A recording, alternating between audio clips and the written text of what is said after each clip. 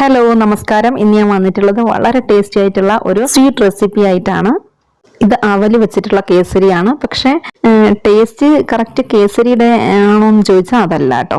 എന്നാൽ ഒരു ഹൽവയുടെ പോലുള്ള ടേസ്റ്റും ഒക്കെ തോന്നിക്കുന്നുണ്ട്. അപ്പം നല്ല അടിപൊളിയാണ്. എന്തായാലും വളരെ സിമ്പിളാണ് ഇത് ഉണ്ടാക്കാനായിട്ട്. അപ്പോൾ ഇതെങ്ങനെയാണ് ഉണ്ടാക്കണമെന്നുള്ളത് വളരെ പെട്ടെന്ന് തന്നെ നോക്കാം.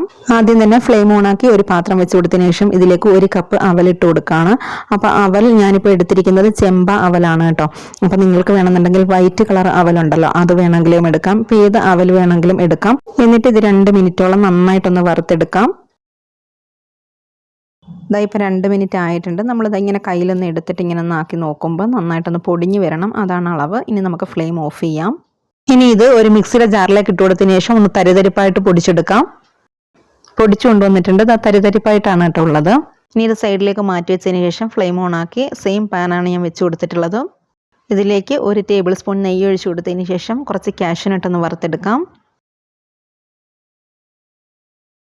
ആയിട്ടുണ്ട്. ഇനി ഇത് നെയ്യിൽ നിന്ന് മാറ്റിയതിന് ശേഷം കുറച്ച് കിസ്മിസ് ഇട്ട് കൊടുക്കാം. കിസ്മിസും ആയിട്ടുണ്ട്. ഇതും മാറ്റാം. ഇനി സെയിം നെയ്യിൽ തന്നെ നമ്മൾ നേരത്തെ പൊടിച്ചു വെച്ചിരുന്ന അവൽ ഇട്ട് കൊടുക്കാം. എന്നിട്ട് നന്നായിട്ടൊന്ന് വറുത്തെടുക്കാം. മീഡിയം ഫ്ലെയിമിൽ വെച്ചിട്ട് 2 മിനിറ്റോളം ഒന്ന് വറുത്തെടുക്കാം. ഇപ്പോൾ 2 മിനിറ്റ് ആയിട്ടുണ്ട്. ഇനി ഇതിലേക്ക് നമുക്ക് വെള്ളം ഒഴിച്ചു കൊടുക്കാം. ഞാനിപ്പോൾ 1.5 കപ്പ് വെള്ളമാണ് ഒഴിച്ചു കൊടുക്കുന്നത്. നിങ്ങൾക്ക് വേണമെന്നുണ്ടെങ്കിൽ 1 കപ്പ് വെള്ളവും 1/2 കപ്പ് പാലും അങ്ങനത്തെ അളവിൽ ചേർത്ത് കൊടുക്കാം കേട്ടോ. ഞാനിപ്പോൾ എന്തായാലും 1.5 കപ്പ് വെള്ളം തന്നെയാണ് ചേർത്തത്. എന്നിട്ട് ഇത് നന്നായിട്ടൊന്ന് തിളപ്പിച്ച് ഒന്ന് കുറുകി വെള്ളമൊക്കെ ഒന്ന് വറ്റി വരണം. നമ്മൾ വെള്ളം ഒഴിച്ചു കൊടുത്തതിന് ശേഷം നന്നായിട്ട് ഇളക്കി കൊടുക്കണം കേട്ടോ. അവിടെ ഇവിടെ ഇങ്ങനെ കട്ട പിടിച്ച് കിടക്കാതിരിക്കാൻ വേണ്ടിയിട്ടാണ്. ഇപ്പോൾ അത്യാവശ്യം വെള്ളമൊക്കെ വറ്റി നന്നായിട്ടൊന്ന് കുറുകി വന്നിട്ടുണ്ട്. ഇനി ഇതിലേക്ക് 1/4 കപ്പ് ശർക്കര പൊടിച്ചത് ചേർത്ത് കൊടുക്കാം. നിങ്ങൾക്ക് വേണമെന്നുണ്ടെങ്കിൽ പഞ്ചസാര ചേർത്ത് കൊടുക്കാം. ഞാനിപ്പോൾ ശർക്കരയാണ് ചേർത്ത് കൊടുക്കുന്നത്. ഇതും കൂടി ചേർത്തിട്ട് നന്നായിട്ട് ഇളക്കി കൊടുക്കാം. ഇനി ഇത് പാത്രത്തിൽ നിന്ന് വിട്ട് വരുന്ന ഒരു പരുവാവുന്നിടം വരെ നമുക്കൊന്ന് ഇളക്കി കൊടുത്തുകൊണ്ടിരിക്കണം. 1/2 ടീസ്പൂൺ ഏലക്കാപ്പൊടി കൂടി ചേർത്ത് കൊടുക്കാം. നേരത്തെ നെയ്യിൽ വറുത്ത് വെച്ചിരുന്ന കാഷ്യൂനട്ടും കിസ്മിസും കൂടി ഇതിലേക്ക് ചേർത്തിട്ട് നന്നായിട്ടൊന്ന് ഇളക്കി കൊടുക്കാം. കേസരി ആകുമ്പോൾ നെയ്യുടെ ഒരു മണം വളരെ ആവശ്യമാണ്. അപ്പോൾ ആദ്യം നമ്മൾ ചേർത്തു എങ്കിലും ഞാനിപ്പോൾ 1 ടേബിൾ സ്പൂണും കൂടെ ചേർത്ത് കൊടുക്കുകയാണ്. ഇനി ഇത് നന്നായിട്ട് ഇളക്കി കൊടുക്കാം. ഇതാ ഇപ്പോൾ പാത്രത്തിൽ നിന്ന് വിട്ട് വരുന്നൊരു പരുവമായിട്ടുണ്ട്. ഇനി നമുക്ക് ഫ്ലെയിം ഓഫ് ചെയ്യാം. ഇതാ ഓഫ് ചെയ്തു. ഇപ്പോൾ ഇത്തിരിയും കൂടെ ഒന്ന് കട്ടിയായിട്ടുണ്ട് കണ്ടോ. ഈ പാത്രം ചൂടാണ്. അപ്പോൾ ഈ ചൂടോടുകൂടി തന്നെ നമ്മളിത് ഏത് പാത്രത്തിലാണോ സെറ്റ് ആവാനായിട്ട് വെക്കേണ്ടത് അതിലേക്ക് ഒഴിച്ചു കൊടുക്കാം.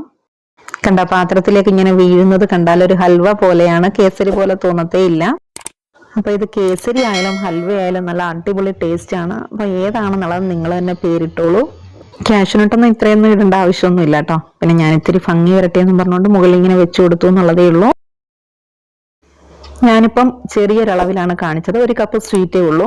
അപ്പം 1 കപ്പ് അവലാണല്ലോ എടുത്തത്. അപ്പം നിങ്ങൾ കൂടുതൽ വേണമെന്നുണ്ടെങ്കിൽ അതിനനുസരിച്ചിട്ട് കൂട്ടി അവലും ശർക്കരയൊക്കെ എടുത്താൽ മതി. കണ്ടോ ഇപ്പോൾ ഇത്തിരിയും കൂടെ നല്ലതുപോലെ കട്ടിയായിട്ടുണ്ട്. അതുകൊണ്ടാണ് നമ്മൾ പാത്രത്തിൽ നിന്ന് ഇങ്ങനെ ഇട്ടപ്പോഴത്തേക്ക് ഇതേ ഷേപ്പിൽ ഇങ്ങനെ വന്നത്. എന്നിട്ട് സ്പൂൺ കൊണ്ട് എടുക്കുമ്പോൾ കണ്ടോ ഒരു കേസരി പോലെയല്ല, ഒരു ഹൽവ പോലെ വരുന്നുണ്ടോ. അപ്പോൾ അതാണ് ഞാൻ പറഞ്ഞത്. കേസരി എന്നോ ഹൽവയെന്നോ എന്ത് പേര് വേണമെങ്കിലും നമുക്ക് വിളിക്കാം. നല്ല അടിപൊളി ടേസ്റ്റ് ആണ്. അപ്പോൾ ഇത് എല്ലാവർക്കും ഇഷ്ടമായെന്ന് വിചാരിക്കുകയാണ്. ഇഷ്ടമായിട്ടുണ്ടെങ്കിൽ പ്ലീസ് ഒന്ന് ലൈക്ക് ചെയ്യുക, കമൻറ്റ് ചെയ്യുക. സബ്സ്ക്രൈബ് ചെയ്യാത്ത ആരെങ്കിലും നമ്മുടെ ചാനൽ കാണുന്നെങ്കിൽ പ്ലീസ് ഒന്ന് സബ്സ്ക്രൈബ് ചെയ്യുക. അടുത്ത് തന്നെ ഞാൻ അടിപൊളി ഈസി റെസിപ്പി ആയിട്ട് വരുന്നതായിരിക്കും. Good bye.